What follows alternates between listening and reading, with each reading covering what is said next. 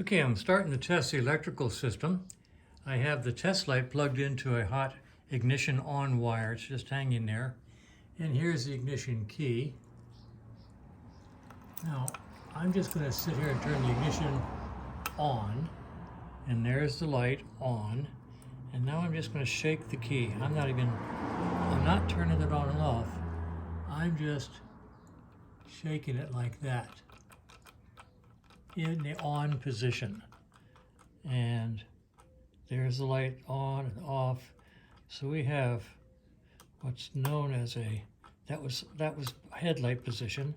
You see with the headlight position, it's intermittent as I turn it on and off. So I'm going to take this ignition switch out and try to clean up the internal contacts. See if we can't save it.